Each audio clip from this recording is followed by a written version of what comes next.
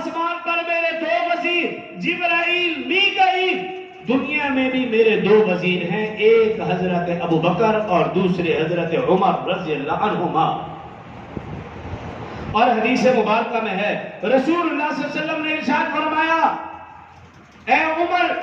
تو ایسی ہستی ہے،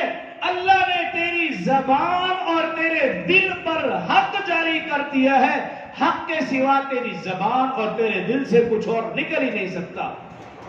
اور حدیث مبارکہ میں رسول اللہ صلی اللہ علیہ وسلم نے ارشاد فرمایا، عمر انسانوں میں سے شیاطین ہوں